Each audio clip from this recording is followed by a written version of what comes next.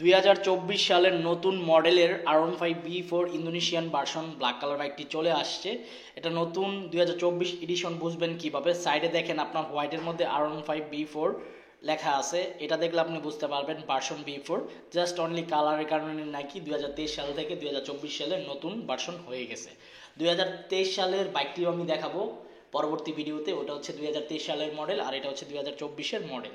তো এই Indonesian black colour বাইকটির বাজার মূল্য কত চলতেছে সেটা আজকের ভিডিওতে আমি বলে দিচ্ছি। আসসালামু আলাইকুম guys, it's me Arman Sarwar. আজকের ভিডিওতে কোন ব্র্যান্ডের বাইকের সম্পর্কে কথা বলতে যাচ্ছি অলরেডি থাম্বনেল বা টাইটেল দেখে বুঝিয়ে গেছেন নতুন করে কি বলবো।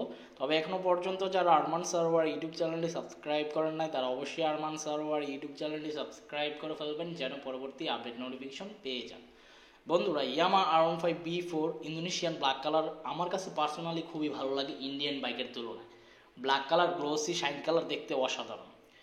তো এই ব্ল্যাক কালার বাইকটির বাজার মূল্য আমার কাছে এখন দাম বেশি মনে হয়, কারণ বর্তমান বাজার মূল্য দাম চাইতেছে 6,10,000 টাকা আস্কিং প্রাইস।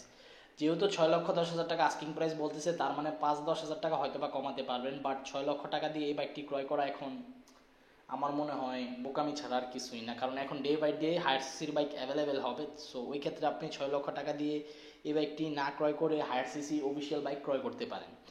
তো এই ছিল ইয়ামা R15B4 ইন্দোনেশিয়ান ভার্সন 2024 সালের আপনার নতুন কালার আপডেট ইনফরমেশন। আর বাজার মূল্য কত সেটাও আমি বলে দিয়েছি। তবে আপনাদের অবশ্যই বুঝে শুনে ক্রয় করবেন। আর হ্যাঁ, বাইক ক্রয় করার ক্ষেত্রে আপনার অবশ্যই বাইকের মধ্যে দেখবেন কোনো প্রকার দাগ আছে কিনা বা ক্র্যাচ আছে কিনা। অনেক সময় কিন্তু বাইকের মধ্যে দাগ থাকে, সো এই জিনিসটা আপনারা খেয়াল রাখবেন। কোনো প্রকার দাগ ক্র্যাচ থাকলে অবশ্যই দেখে শুনে ক্রয় করবেন, যেহেতু ব্র্যান্ড নিউ বাইক ক্রয় করবেন। তো এই ছিল আজকের ভিডিওর আপডেট ইনফরমেশন। দেখা হবে ইনশাল্লাহ পরবর্তী ভিডিওতে। সবাইকে অসংখ্য ধন্যবাদ এবং আল্লাহ হাফেজ।